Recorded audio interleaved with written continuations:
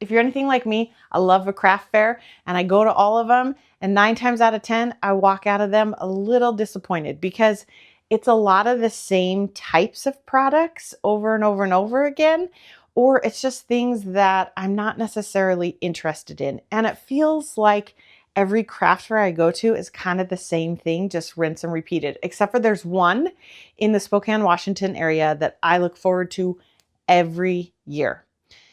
If you've ever been to the Farm Chicks Fair, you know what I'm talking about. It's hundreds of hand curated vendors and it's incredible.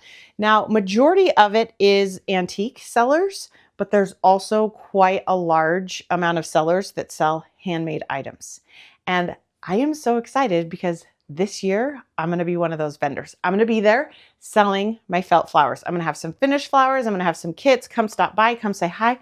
I'm also super sad because I just heard them announce this is the last year they're doing it.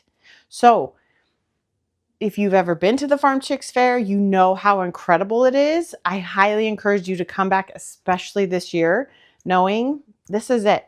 I'm going to be there. Come say hi, but I need your help. I'm curious what your opinion is. So I'm trying to figure out how much and what inventory to bring because I'm not really sure what all y'all are going to want to buy. What am I going to sell out of? What am I going to go home with tons of extra? And there's no magic way to know this, but if you're willing to share your opinions, I would love to hear it, okay? So with any of the things I show you, this is by far not everything I'm bringing. I just want to show you a few of the items that I've got today. But I'm curious, is there anything that you're like, oh my gosh, yes, I love that. I would buy that. If you were there and you had all the money in the world, like what's the one thing that you're like, that is what I like, okay? I want to know, what are you drawn towards? What's something that you would actually buy and put in your house or gift to someone? And then I'm also curious on a couple of other things. So first, let me show you. This is 2 different versions of kind of the strawberry arrangement. I love, look at the cute little scallop on here. Is that not adorable? Stick this in a window, stick it on your coffee table with all of your other little tchotchkes. This makes a great gift for teachers, neighbors. Same with this. This is a really good centerpiece. I keep this on my kitchen table with some candlesticks around it and some fun other little doodads on my table to just add some color and variety. But my question is, one, is this something that you would buy out of these items? I'm curious, like what's the one where you're like, ooh, I like that one. And 2, I'm curious, are you looking for something bigger, larger, more dramatic, or something smaller and a little more simple, right? Again, these are the exact same felt items, just arranged in 2 different ways. So do you like this? I wouldn't even consider large. I got a large guy I'm going to show you here in a minute that I'm so excited about. But do you want the like bigger version, smaller version? Which side do you fall into? Okay. This one, this is an orchid that I've made. This is hands down my go-to flower. I can make this start to finish in about an hour, literally.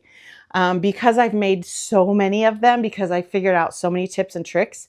If you're not in the Felt Flower Academy, you should come. I teach you how to do all of it in there.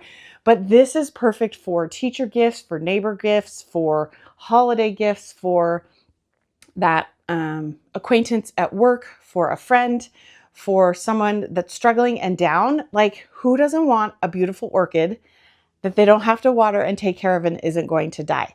Like, look at the detail in this, you guys. It's so good and so easy to make. So we've got strawberries. We're going to have some orchids there.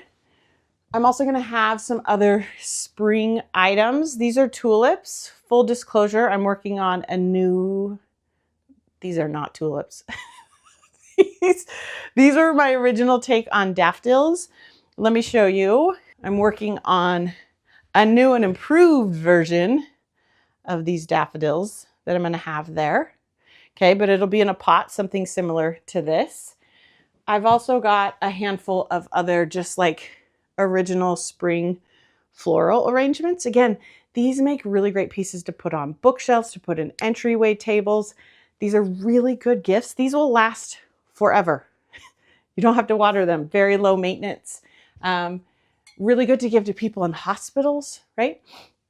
This is another one that's fun, right? This is a bigger piece, right? These are going to be a little bit more expensive. This is one of my favorite vases. I bought it at Target, I think, Hearth and Hand. They don't make it anymore. So I'm working on trying to create like a paper mache version because I love the shape of it. But something fun and full like this. Okay. Tell me, where does your eye draw more towards? I'm also going to have some Christmas specific items that I make, some wreaths, some ornaments, some holiday arrangements.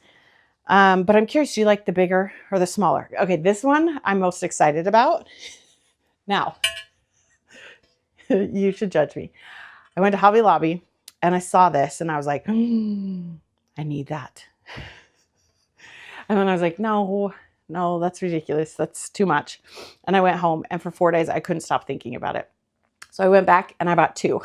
One that I'm going to make and sell and one that I'm going to make and keep for myself. You guys look at this. Is this not incredible? I went back to Hobby Lobby because I was like, ooh, I should maybe buy just like one more. And they're totally out of them online and in my local Hobby Lobby. This thing is heavy. I mean, it's a good 15, 20 pounds, I'm going to say. So I'm going to fill this bad guy up with so many just like greenery, big bright flowers out the top. This I'm very excited about. But again, I'm only going to have one of these available for sale because I'm keeping the other one for myself. I've also been collecting a lot of really fun vases that I'm going to do different original designs. So here's a little swan and a smaller one. So I'm going to do, again, this will probably just be like some simple little greenery. This would look really cute in a bathroom on a shelf, on a coffee table, on a window ledge. Again, this is very versatile. Look at this cute pot that I found. I have a bunch of these. I think I might do my daffodils in these and see how that goes. But I've also just been collecting other vases that I like that, again, these I just have like ones of. So I'm going to make an arrangement and I'm only going to have one, and when it's gone, it's gone.